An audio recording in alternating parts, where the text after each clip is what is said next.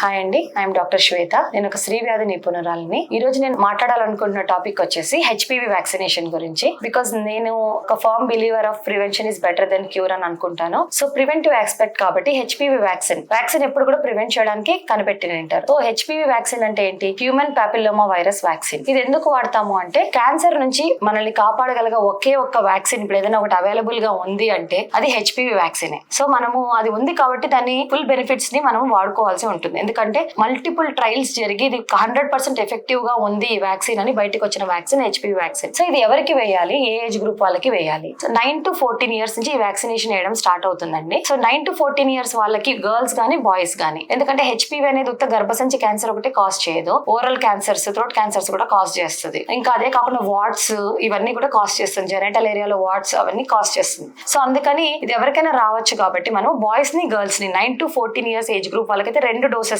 అంటే 0 డోస్ అంటే ఈ రోజు వేసుకునే డోస్ 0 డోస్ అంటాము. నెక్స్ట్ డోస్ 6 నెలల లోపల వేయించుకోవాల్సి ఉంటుంది. సో 9 to 14 అయితే 2 డోసెస్ లో మనకి చాలా ఎఫికసీ 99% ఎఫికసీ వస్తుందండి. ఒకవేళ మనకి అవేర్నెస్ లేకనో తెలియకనో ఎవరు చెప్పకపోవడం వలన మనము 14 years దాటిపోయాం అనుకోండి, అప్పుడు 15 నుంచి 45 years వరకు 3 డోసెస్ రెజిమెన్ ఉందండి. 3 డోసెస్ రెజిమెన్ లో ఎట్లా అంటే 0 అంటే ఈ రోజు వేసుకున్న డోసు, అక్కడ నుంచి 1 లేదా 2 నెలల్లో 2వ డోసు, అక్కడ నుంచి 6 అంటే 0 డోస్ నుంచి 6 నెలల లోపల 3వ డోసు తీసుకోవాల్సి ఉంటుంది. 3 డోసెస్ ఉంటాయి వీళ్ళకి. సో ఇలా తీసుకోవడం వల్ల ఏంటంటే మనకు మంచి ఎఫికేషియస్ గా అది పనిచేస్తుంది. So the earlier the better ఈ వ్యాక్సిన్ కి. ఎందుకు అంటే ఇప్పుడు హెచ్పివి మనకి ఎలా వస్తుంది, బేసికలీ సెక్షువల్లీ ట్రాన్స్మిటెడ్ గా వస్తుంది అని మనకు ఒక ఫస్ట్ మోస్ట్ ఇంపార్టెంట్ రూట్ అదే. సో వన్స్ సెక్షువల్లీ యాక్టివ్ అయిపోయి చైల్డ్ బర్త్ అయిపోయి కనేసిన తర్వాత హెచ్పివి వ్యాక్సిన్ ఆల్రెడీ ఉండే ఛాన్సెస్ ఉంటాయి. ఆల్రెడీ ఉన్నప్పుడు ఏంటి అంటే ఈ వ్యాక్సిన్ యొక్క ప్రొటెక్షన్ మనకి ఏదైతే స్ట్రెయిన్, అంటే చాలా టైప్స్ ఉంటాయి హెచ్పివిలో, ఏదైతే మనకు 13, 16, 18 అలా నంబర్స్ ఉంటాయి హెచ్పివిలో. సో ఏ స్ట్రెయిన్ అయితే మనం ఇన్ఫెక్ట్ అయ్యామో దాని నుంచి కాపాడకపోవచ్చు కానీ మిగతా వాటి నుంచి కాపాడగలుగుతుంది. అందుకే అంత వైడ్ రేంజ్ ఇప్పుడు ఇచ్చారు మనకు, ఆల్మోస్ట్ 15 నుంచి 45 వరకు వేసుకోమని చెప్పేసి. సో